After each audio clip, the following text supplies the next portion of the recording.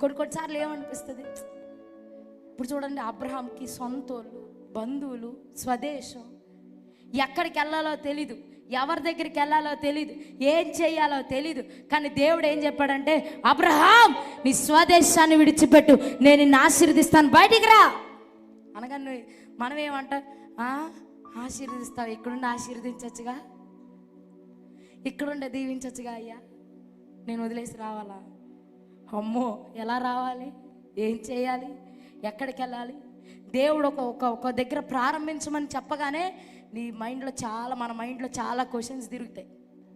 ఎవరి దగ్గర ప్రేయర్ పెట్టాలి, ఫస్ట్ ఎవరి దగ్గర మీటింగ్ పెట్టాలి, ఫస్ట్ ఎవరి దగ్గర కూడికి పెట్టాలి, ఎలాగ జనాలు తీసుకురావాలి, ఎలా చేయాలి, చాలా మన మైండ్లో ఒకటే తిరుగుతూ ఉంటాయి.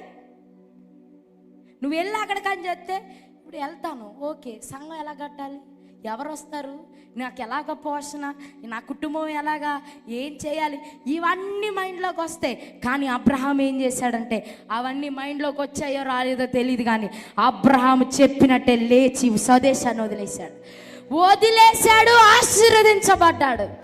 ఈరోజు ప్రభు కొరకు నువ్వు వదిలేస్తే, ప్రభు కొరకు ప్రభు విడిచిపెట్టమంది ఒక సేవకునిగా నువ్వు విడిచిపెడితే బలమైన కార్యాన్ని మీ సేవలో, మీ కుటుంబంలో చూస్తారు.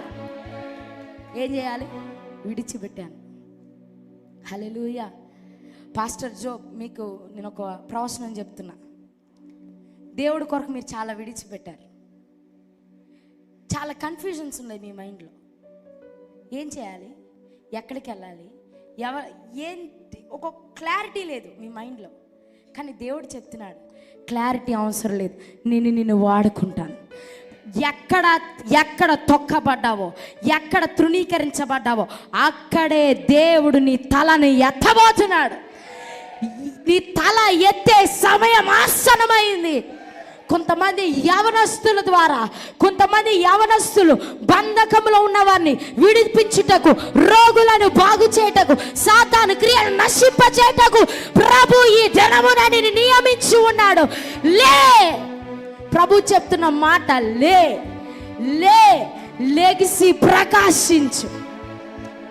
ప్రభు కొరకు ఏది వదిలేసావో అది నీకు 7 రెట్లుగా తిరిగి రాబోతుంది. బ్యాక్ టు బ్యాక్ ఇస్తాడు ఆయన. ఆయన అన్యాయస్తుడు కాదండి, ఆయన అన్యాయస్తుడు కాదు. ఆయన కొరకు నువ్వు వదులుకున్న చిన్న ఆశను కూడా బ్యాక్ టు బ్యాక్ ఇస్తాడు.